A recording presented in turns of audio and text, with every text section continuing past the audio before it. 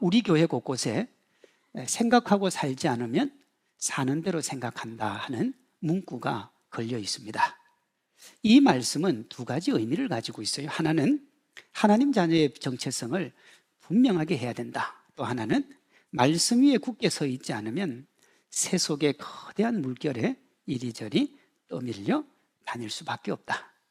주어진 상황과 현실이 내 삶을 흔든다는 겁니다. 그러니 어떻게 해야 되느냐? 말씀 위에 굳게 서서 말씀의 기준으로 세상을 살고 세상의 빛과 소금이 되어야 되는 거죠. 아무리 예수님을 믿는다고 해도 우리가 세상의 원리를 따라가면 하나님 자녀의 정체성은 고사하고요, 욕망의 노예, 세상의 노예가 되게 돼 있어요. 오늘 본문에 욕망의 노예가 되어서 거기서 헤어나오지 못하는 두 사람이 나옵니다. 한 명은 욕망의 늪에서 살고 있는 사람, 그 욕망의 늪이 자기 세상인 줄 알고 살고 있는 라반이고, 다른 한 명은 그 라반과 함께 있으면서 욕망의 늪에 빠져들어가는 야곱입니다. 우리가 둘의 모습에서 채울 수 없는 욕망의 환상에 빠지면 어떻게 되는지, 그리고 생각하고 사는 믿음의 삶이 무엇인지를 알 수가 있어요. 먼저 라반입니다. 라반은 욕망 성취를 위한 삶이 얼마나 무섭고 잔인한지, 욕망을 따라 살아가면 사람이 얼마나 잔인해질 수 있는지를 보여줘요.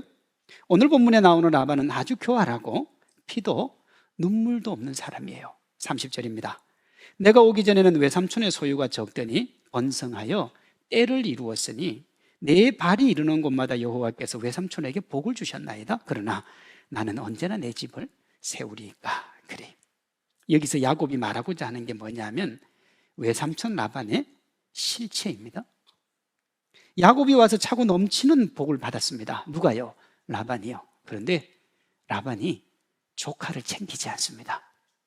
분명히 야곱 때문에 받은 복임을 자기도 아는데 야곱을 이용만 할 뿐 야곱의 수고와 야곱의 노력에 대해서 인정을 안 해주는 거예요. 이것이 외삼촌에게 나는 언제 내 집을 세우겠습니까? 하는 거예요. 외삼촌이 이렇게 복을 받았는데, 이렇게 잘 됐는데, 나로 말미암아 받은 복인데 왜 나에게 이렇게 소홀히 합니까? 하는 거예요. 그렇게 보면 라반에게는 야곱의 수고를 인정하거나 야곱에게 감사하는 마음이 전혀 없어요. 이것을 잘 보여주는 게 창세기 31장 41절의 야곱의 말입니다. 내가 20년 동안 외삼촌에게 봉사하였거니와 외삼촌께서 내 품삯을 몇 번 바꿨다고요? 10번이나 바꿨다. 인간적으로 할 수 있는 모든 방법을 동원해서 야곱을 속이고 자신의 이득을 챙긴 사람이 누구냐? 그게 라반이에요.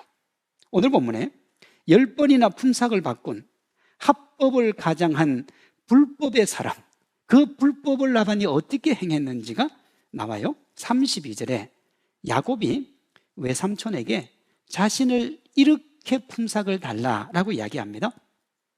오늘 내가 외삼촌의 양떼에 두루 다니며 그 양 중에 아롱진 것과 점 있는 것과 검은 것을 가려내어 내며 또 염소 중에 점 있는 것과 아롱진 것을 가려내리니 이 같은 것이 내게 품삯이 되리이다. 그래요. 라반이 야곱이 이 말을 하자 뭐라고 그러냐면 내가 너에게 품삯을 정해줄 거니까 얘기를 하라 그래요. 그때 야곱이 뭐라고 그럽니까? 됐다 그래요. 품삯 안 줘도 된다고. 왜요? 어차피 번복할 거니까. 그러나 내가 지금 이렇게 말하는 것만 들어주셔도 나는 고맙습니다. 그래. 그게 뭐냐 그러면 점 있고 아롱진 것을 내가 내 품삯으로 했으면 좋겠다. 여러분 당시 자료를 보면 양이나 염소에게 점이나 얼룩이 있는 것이 태어나는 게 정말 드물었다고 그래요. 라반은 누구보다 이걸 잘 알았겠죠. 그게 자기 평생의 직업이었으니까. 여러분 야곱이 어떤 의도를 가지고 이런 제안을 했든지 간에 표면적으로는 이렇게 해가지고는 야곱이 재산을 불릴 수가 없어요. 왜? 안 나오니까요. 그러면 라반이 어떻게 해야 되느냐? 그 제안을 거절을 해야 돼요. 이런 겁니다. 어떤 사람이 회사에 취직을 하기 위해서 이제 면접을 보는데 사장이 물어봐요. 야, 너 월급 얼마 주면 좋겠냐? 그때 이분이 저는 100만 원이면 충분하겠습니다. 그렇게 얘기를 했어요. 정상적인 상식적인 사장님이라면 직원에게 자초지종을 설명하고 최소한 최저임금은 줘야 돼요. 그렇잖아요. 그게 최저임금이니까. 그게 우리나라가 요즘 한 200만 원 정도 됩니다. 그럼 100만 원 달라고 했을 때 저 사람이 몰라서 그러니까 한 200만 원은 주는 게 맞습니다. 이걸 라반에게 다시 적용을 하면 그가 조금이라도 인정이 있는 사람이라면 야곱의 제안을 거절을 해야 돼요. 왜냐? 그것 갖고는 못 먹고 사니까. 그리고 야곱이 이 제안을 한 이유가 뭐냐 그러면 처자식 먹여 살리기 위함입니다. 근데 야곱의 처가 누구냐 그러면 라반의 두 딸이잖아요. 야곱의 자식은 누구냐 그러면 라반의 손주들이에요. 그러니까 사위가 장인어른의 두 딸과 장인어른의 손주들을 먹여 살리려고 그러니까 여러분 요즘요 사위들이 아무것도 안 해도 장인 장모님이 그냥 돈 줘서 먹여 살리는 사람도 많아요. 그런데 야곱은 열심히 일을 하겠다 그러잖아요. 그러면 어떻게 해야 돼요? 아이고 우리 사위 그래 갖고는 부족해서 안 돼. 이렇게 해야 돼. 그래야 되는데 라반이요 야곱이 그렇게 말을 하니까 그래 그러면 자네 말대로 하지. 그렇게 합니다. 34절입니다. 라반이 이르되 내가 네 말대로 하리라. 그래. 이렇게 말한 이유가 뭐냐? 35절 36절에 나오는데 자기 재산 하나도 야곱에게 주기 싫은 거예요. 분명히 야곱에게 준다 그랬거든요. 근데 주기가 싫었습니다. 35절 36절에 나와요. 그날에 그러니까 야곱이 이런 제안을 했던 그날에 라반이 수년소 중 얼룩무늬 있는 것과 점 있는 것을 뭐 하고요? 가리고 암염소 중 흰 바탕에 아롱진 것과 점 있는 것은 가리고 양중의 검은 것들을 가려 자기 아들들의 손에 맡기고 자기와 야곱의 사이를 사흘끼리 뜨게 하였고 야곱은 라반의 남은 양떼를 치니라 그랬습니다. 그러니까 점 있고 아롱진 거 이걸 다 뺐어요. 빼가지고 어떻게 했느냐 그러면 사흘끼리입니다. 이게 한 100kg 돼요. 100km 멀리 떨어뜨려 놓고는 야곱에게는 뭘 줬느냐 그러면 아주 그냥 염소는 새까만 거, 양은 하얀 거, 점이 전혀 없는 거 그것만 야곱에게 준 겁니다. 이유가 뭐예요? 야곱의 재산이 될 수 있는 것을 원천적으로 차단을 한 겁니다. 그래서 어떤 목사님이 이런 라반을 이렇게 말했더라고요. 아마 라반은 때에 묻은 양과 염소까지 점이 아니고 때가 묻어서 약간 검게 보이면 모두 골라내서 일일이 침으로 지워가며 점인지 아닌지 확인했을지 모릅니다. 지독한 사람이고 인정머리라고는 손톱만큼도 없는 사람입니다. 라반이 그런 사람이라는 거예요. 인간적으로 세속적으로 욕을 먹든지 말든지 자기가 움켜잡을 수 있는 방법은 다 쓴 거예요. 여기서 끝났으면 괜찮은데요 여기서 멈추지를 않아요. 적당히 교회 다니던 사람이 라반이었기 때문에 하나님과 하나님을 믿는 믿음을 여기에 더해서 자기 욕망 채우는 데 이용합니다. 본문 27절이요 라반이 그에게 이르되 여호와께서 너로 말미암아 내게 복 주신 줄을 내가 깨달았다. 라반이 돌아보니까요 자기가 받은 복의 근원이 뭐냐? 하나님이에요. 하나님으로 인해 복을 받은 거예요. 이걸 달리 얘기하면 하나님의 은혜가 내게 있어서 내가 이 복을 받았다는 거예요. 얼마나 성경적입니까? 내 힘으로 일군 게 아니에요. 하나님의 은혜예요. 정말 믿음의 사람이에요. 그런데 실상은요 그 반대를 위해서 라반이 은혜 이야기를 한 겁니다. 이후 그의 행동을 보면 그가 말하는 은혜는 야곱의 노력은 폄하를 시키고 자기가 모든 것을 가지기 위한 수단이 뭐였느냐? 은혜예요. 무슨 말인가 싶을 텐데 보세요. 예를 듭니다. 어떤 선교사님이 선교지에서 이렇게 선교를 하다가 자기가 원하는 사업이 있었어요. 근데 사실 뭐 선교사님 무슨 돈이 있겠어요? 그래서 그 선교를 자기가 원하는 것을 달라고 하나님 앞에 기도를 했습니다. 그러다가 어떤 성도가 그걸 도와준 거예요. 예를 들어서 몇 억짜리 공사인데 어떤 성도가 하나님께서 제게 그 마음을 주셔가지고 제가 보내니까 선교사님이 원하는 걸 이루십시오. 그렇게 했어요. 그런데 이 선교사님이 자기가 원하는 걸 다 이렇게 짓고 난 다음에 뭐라고 그러느냐 그러면 하나님의 은혜를 강조하면서 헌금한 분에게 감사하지 않는 거예요. 그래서 이제 주변 사람들이 왜 그분이 도와줬는데 왜 감사를 안 하냐 그러니까 그건 그분이 하나님 앞에 쓰임을 받았을 뿐이고 은혜지 그 사람이 한 게 아니니까 나는 굳이 그 사람에게 감사할 이유가 없다. 이렇게 할 수 있잖아요. 오늘 라반이요 야곱에게 그렇게 하는 겁니다. 이게 은혜는 은혜인데 네가 하나님의 은혜를 받아서 내게 이 축복이 왔으니까 너는 뭐 하라는 거예요? 빠지라는 거예요. 빠지라는 겁니다. 야곱에게 줘야 할 몫을 은혜라는 명분으로 빼앗고 야곱에게서 더 많은 것을 착취하기 위함입니다.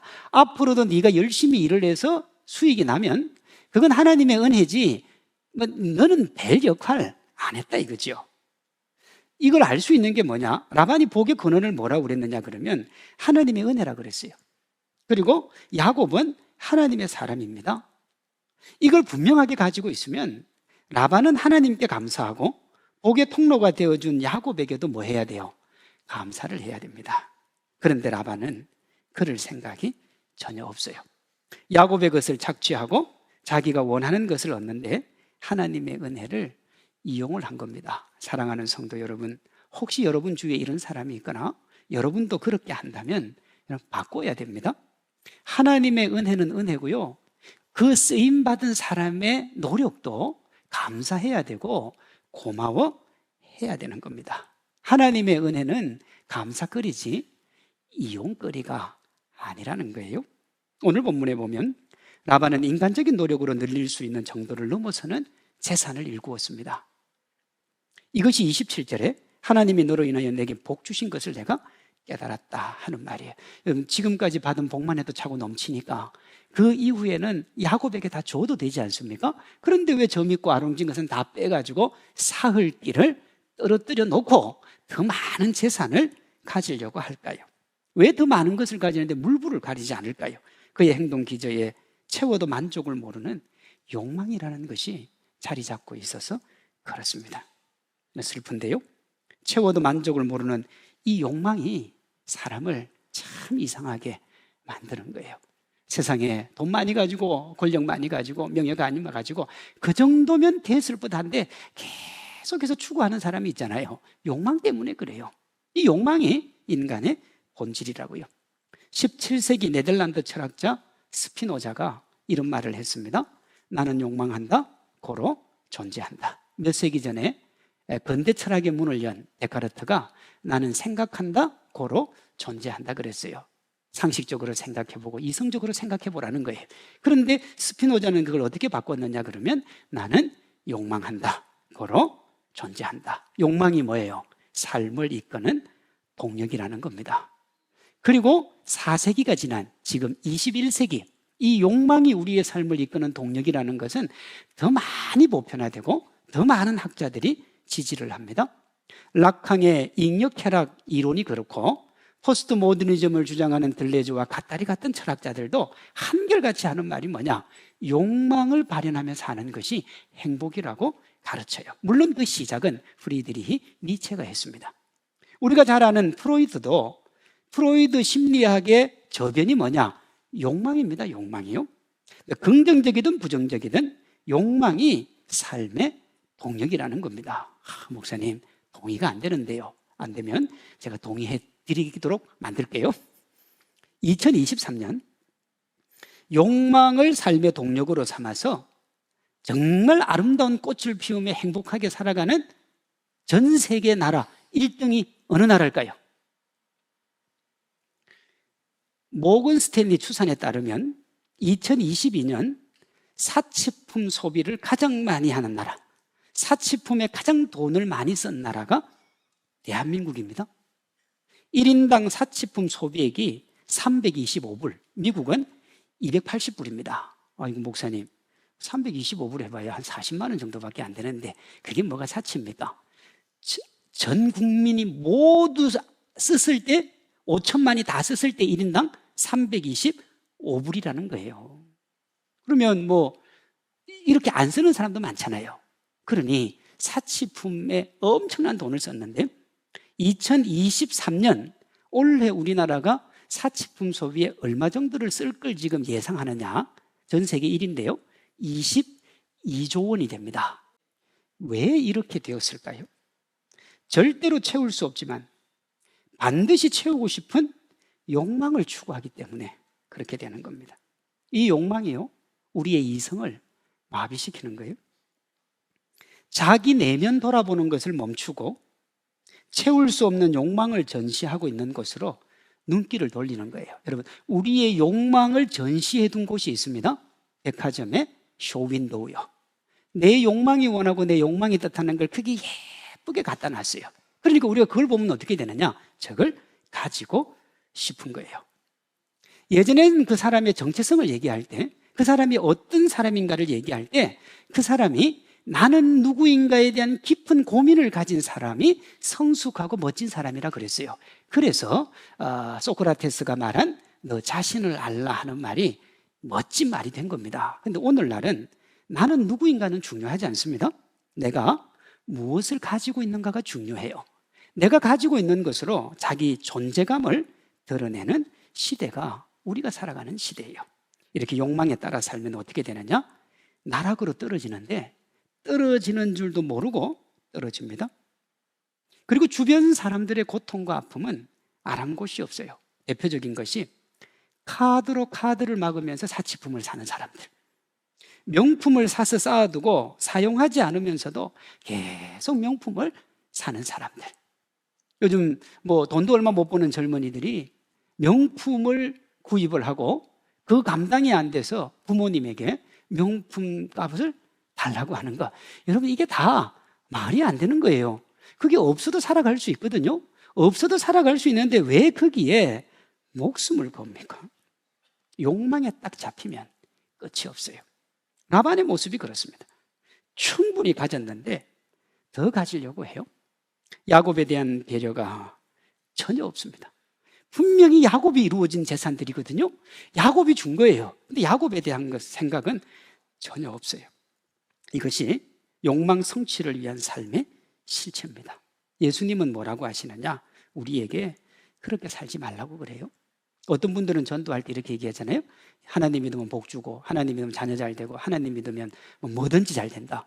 틀린 말은 아니지만 그게 성경이 말하는 본질은 아닌 거예요. 왜냐하면 예수님이 마가복음 8장 34절에서 이렇게 말씀하셨거든요. 누구든지 나를 따라오려거든 자기를 부인하고 자기 십자가 지고 나를 따를 것이니라 그랬어요. 욕망을 뭐 하라는 거예요? 절제하라는 겁니다. 우리 사랑하는 성도님들, 이런 믿음의 주인공들 되시기를 바랍니다. 오늘 본문에 또 한 명의 욕망의 사람이 나오는데 야곱입니다. 라반이 욕망에 빠져 살아가는 사람이라면 야곱은 라반과 함께 하면서 욕망에 물들어가는 사람입니다. 야곱이 베델에서 하나님을 만나고 이전 욕심의 삶을 청산하겠다, 그렇게 이야기했습니다. 야곱이 베델에서 하나님을 만나고 이전 욕심을 청산하려고 했는데 라반과 함께 살면서 이전 욕심과는 비교가 안 되는 욕망의 사람이 됩니다. 욕망에 빠져드는 야곱은 우리가 욕망의 긴장과 주의를 기울이지 않으면 누구라도 욕망의 노예가 될 수 있다는 걸 보여줍니다. 오늘 본문 25절에서 26절에 보면 야곱이 고향으로 돌아가려고 하죠. 여러분, 야곱이 이렇게 하는 이유는 아버지 집, 하나님의 집으로 돌아가는 것은 필연입니다. 선택사항 아니에요.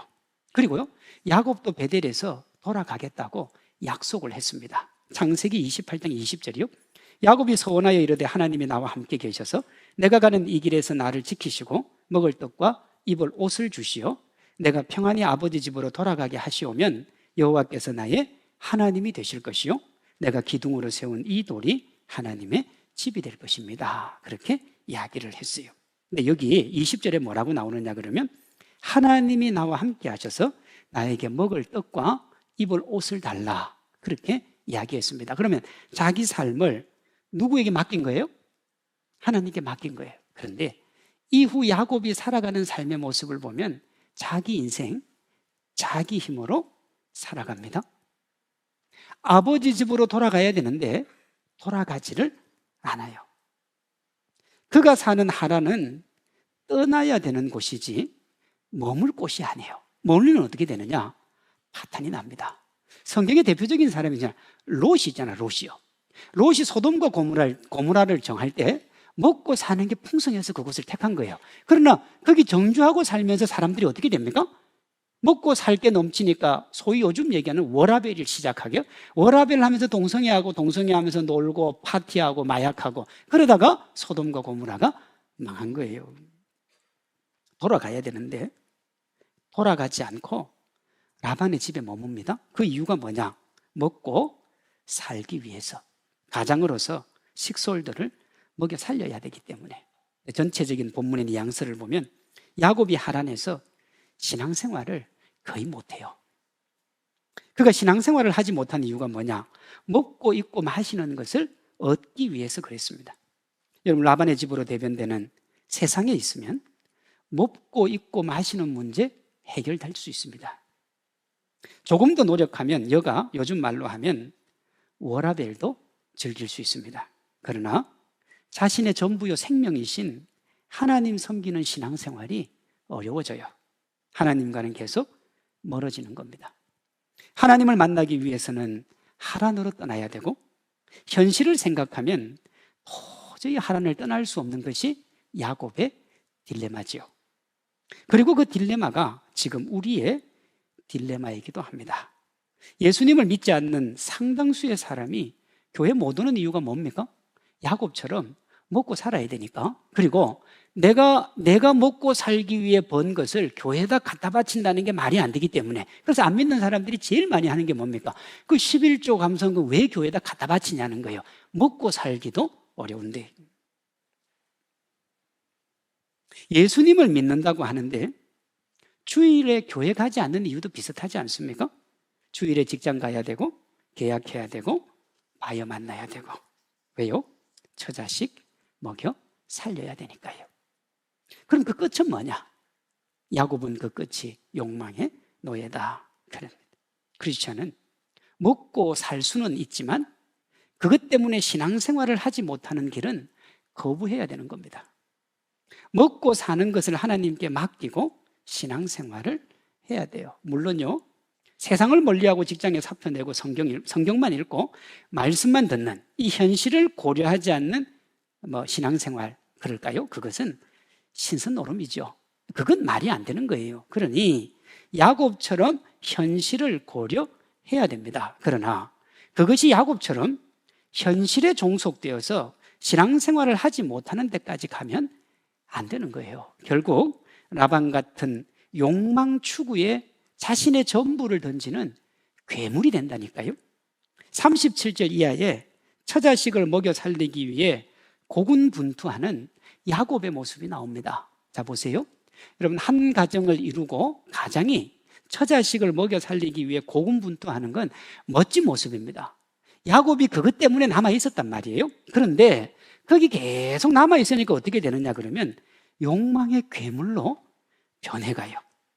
야곱이 자기 재산을 일구기 위해서 수단과 방법을 가리지 않습니다. 라반이 수단과 방법을 가리지 않는 모습을 보면서 그게 틀렸다고 생각했던 야곱이 자기도 이제 그런 사람이 되어가는 거예요. 정말 모진 시어머니 만난 며느리가 나는 나중에 절대 저렇게 안 하겠다 그래 놓고는 자기가 어느새 그런 사람이 되어 있는 것처럼 야곱이 그렇게 되어 있다고요. 37절, 43절에 얼룩하고 점있고 아롱진 염소와 양을 낳게 만드는 야곱의 방법이 나와요. 근데 어떤 사람들은 이걸 미신이라고 하기도 하고 야곱이 조금 길을 많이 벗어났다 이렇게 얘기하는데, 대부분의 학자들의 정상적인 해석은 뭐냐 그러면 야곱의 14년 경험에서 나온 노하우다 이렇게 보는 게 아주 대체적인 시각이고 저도 아마 그렇게 봅니다. 여러분, 야곱이 부자가 되기 위해서 수단과 방법을 가리지 않는 저변에 라반과 같이 되고자 하는, 어쩌면 라반을 능가하고자 하는 욕망이 있습니다. 지난 14년의 세월을 보상받고자 하는 욕심과 라반보다 더 큰 부자가 되겠다는 욕망이 자리 잡고 있는 거예요. 30절 하반절입니다. 나는 언제나 내 집을 세우리이까. 그렇게 자기 집을 세우려고 했는데 라반을 능가하고 싶었는데 현실은 어떻게 된 줄 압니까? 창세기 31장 41절입니다. 내가 외삼촌의 집에 있는 이 20년 동안 외삼촌의 두 딸을 위하여 14년, 외삼촌의 양떼를 위하여 6년을 외삼촌에게 봉사하였거니와 외삼촌에게서 내 품삯을 10번이나 바꾸었다. 요 6년이 오늘 본문이 시작하는 6년이거든요. 정말 야곱이 열심히 살았습니다. 조금 이렇게 사기꾼 기질은 있었습니다만은 성실성으로 보면 야곱만한 사람이 없어요. 그렇게 해서 재산을 일구어 놓으면 라반이 가지고 가고 또 일구어 놓으면 또 가지고 가고. 여러분, 라반으로 대변되는 세상에 다 뺏겼습니다. 주일에 교회도 가지 않고 삶의 자리에서 크리스찬다운 삶을 포기하면서까지 악착같이 모은 재산들이 누군가가 다 가지고 가버리더라고요. 다 빼앗겨 버렸다는 겁니다. 이런 야곱의 모습을 통해 얻게 되는 교훈은 여러분, 그 어떤 것도 신앙생활하고 바꾸면 안 된다는 겁니다. 누가 봐도 이해할 만한 대의 명분이 있어도 믿음하고 바꾸면 안 되는 거예요. 바꾸는 순간 어떻게 되느냐? 욕망의 노예가 돼요. 먹고 살만한 정도가 되면 교회로 돌아오겠다라고 말하면서 교회를 떠나는 분들도 가끔 있거든요. 너무 힘들고 가난하니까 주말에 일도 하고 그렇게 해서 어느 정도 먹고 살면 제가 교회로 돌아갈게요. 그 사람들의 거의 대부분이 교회로 돌아오지 못하는 이유가 여기에 있습니다. 내가 의지로 품은 욕망이기 때문에 내가 내려놓고 싶을 때 내려놓을 수 있다고 우리는 착각을 합니다. 왜냐하면 내가 품었으니까요. 그러나 욕망의 마음을 내어주는 순간부터 여러분, 욕망은 내 통제 밖을 벗어나요. 그리고 그때부터는 욕망이 나를 통제합니다. 이 슬픈 주인공이 되지 않으려면 어떻게 해야 되느냐? 믿음의 정체성을 1순위로 삼아야 돼요. 믿음으로 살겠다는 다짐을 해야 된다고요. 야곱이 그걸 못했어요. 야복강에서 하나님과 대면한 야곱의 대답에 이것이 나옵니다. 창세기 32장 27절에 보면 하나님이 야곱에게 이름을 묻습니다. 그 사람이 천사입니다. 그에게 야곱이요, 천사가 야곱에게 이르되 내 이름이 무엇이냐? 그가 이르되 야곱입니다. 여러분, 하나님이 야곱의 이름을 몰라서 지금 묻습니까? 베델에서도 만났잖아요. 75년 동안 봤잖아요. 그러니 하나님이 야곱의 이름을 알아요. 이름을 물어본 게 아니에요. 네가 살아온 삶의 정체성을 묻는 거예요. 왜 이런 얘기를 하느냐? 밤새도록 하나님의 천사와 씨름을 했는데 누가 이깁니까? 야곱이 이깁니다. 너는 어떻게 믿음의 사람이고 나의 사람이라고 했는데 그렇게 네 고집 하나 꺾지를 못하니? 너 이름이 무엇이니? 그렇게 물으니까 야곱이 뭐라고 했냐면 내 이름이 야곱입니다. 여러분, 야곱의 뜻이 뭐냐 그러면 뒤를 쫓는 자, 뒷발꿈치를 잡은 자입니다. 장자로 태어나기 위해서 어머니 뱃속에서부터 형과 경쟁을 펼치다가 끝내 에서에게 밀리자 에서의 뒷발꿈치라 잡고 태어났으라도 나는 장자가 되어야 되겠다라는 것에서 유래한 게 야곱이에요. 엄마 아빠가 보니까 전 정말 자기밖에 모르는 거예요. 여러분, 잡고 태어나면 잘못하면 엄마 죽어요? 에서도 죽을 수 있습니다. 죽든지 말든지 상관없어요. 나는 내 목적만 이루면 되니까. 여러분, 이런 야곱의 특징이 뭐냐 하면 자기 하고 싶은 대로 하는 거예요.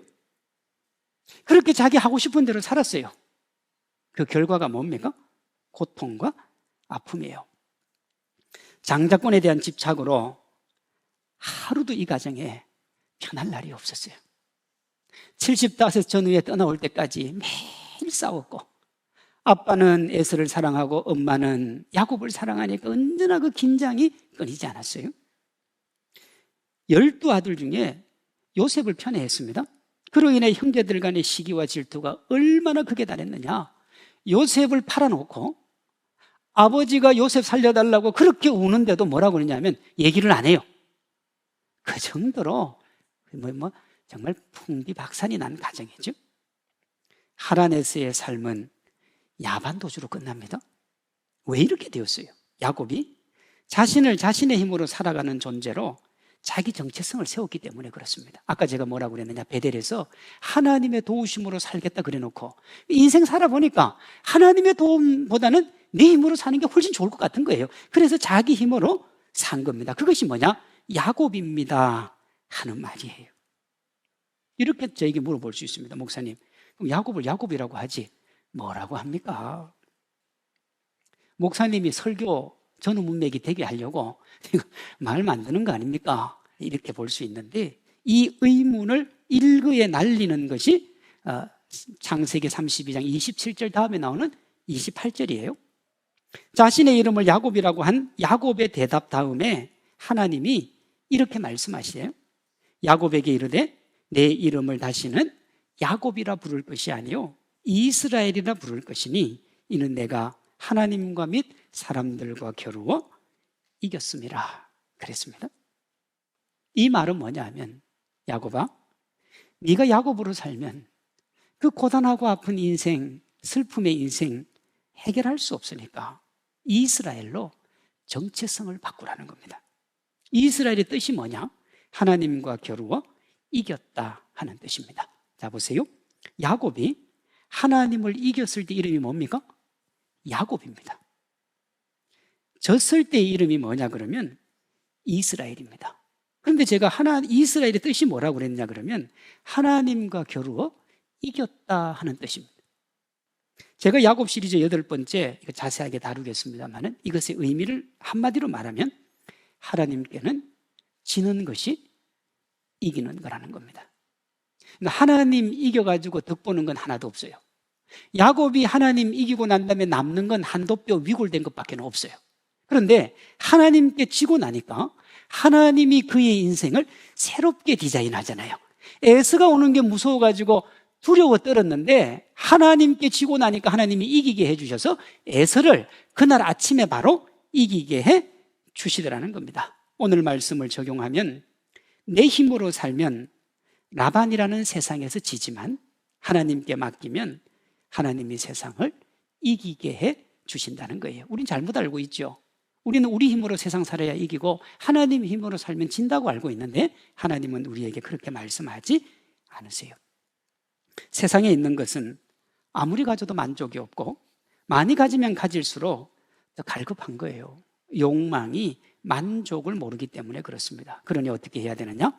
채울 수 없는 내면의 욕망을 채우려고 하는 것이 아니라 우리의 내면을 채워주시는 하나님을 바라봐야 되는 겁니다. 우리의 모든 것을 하나님께 맡기는 거예요. 그렇게 하나님께 맡기면 하나님께서요 내 몫을 챙겨주세요. 내가 열심히 살고 노력한 것 하나님이 다 기억하고 계시다가 챙겨주신다고요. 창세기 31장 9절입니다. 하나님이 이같이 그대들의 아버지의 가축을 빼앗아 내게 주셨느니라. 하나님이 기억하고 계셨다고요. 자기 힘으로 할 때는 10번에 걸쳐서 모두 뺏겼는데 하나님께 맡기니까 하나님이 그 모든 것을 한 번에 챙겨주셨습니다. 본문에 보면 야곱이 자기 힘으로 자기 집을 세우려고 했습니다만 끝내 세우지 못하고 어떻게 돼요? 야반도주 하잖아요. 후에 야곱이 집을 세우는데 그 야곱의 집을 누가 세워주느냐 하면 하나님이 세워주세요. 야곱이 진정으로 풍요로움을 찾았을 때가 하나님께로 돌아갔을 때예요. 하란을 떠나지 못했을 때 아무리 노력해도 빈손이었지만 하란을 떠나면서 하나님이 차고 넘치게 채워주셨습니다. 야복강에서 자기 재산 지키기 위해 세 대로 나누어 가지고 할 수 있는 노력 다 했지만 그 다음날 새벽 공허함과 외로움만 남았습니다만 하나님의 이름으로 에서와 직면하면서 지금까지 뺏겼던 거 다 얻었어요. 자기 힘으로 요셉과 베냐민을 지키려고 그렇게 노력했는데 다 잃었어요. 그런데 하나님 앞에 드리고 내려놓으니까 요셉과 베냐민을 다 찾았어요. 하나님은 하나님 바라보고 의지하는 이들이 수고한 대가를 반드시 챙겨주시는 줄로 믿습니다. 그러니 우리가 어디에 집중해야 되느냐? 하나님께로 집중을 해야 되는 거예요. 하나님이 오늘 우리에게 오셔서 이렇게 물으세요. 내 이름이 무엇이냐? 너의 정체성이 뭐냐는 거예요. 그때 우리가 야곱처럼 입으로는 주님께 다 맡겼다고 하면서 실제로는 내 힘과 내 의지, 내 노력, 내 욕망에 자신의 전부를 거는 야곱이 아니라 하나님께 모든 것을 맡기고 순종한다는 이스라엘이라고 대답을 하셔야 되는 거예요. 야곱과 이스라엘은 같은 사람입니다. 지킬 박사와 하이드처럼. 차이는 뭐냐? 무엇을 추구하고 무엇을 바라보느냐 하는 거잖아요. 하나님을 이기고 모든 노력한 것을 빼앗긴 야곱이 아니라 하나님께 지고 모든 것을 얻는 이스라엘이 되시기를 바랍니다. 그 위에 하나님의 쏟아주시는 차고 넘치는 축복으로 행복하고 복된 인생 살아가는 우리 성도님들 되시기를 주님의 이름으로 축원합니다.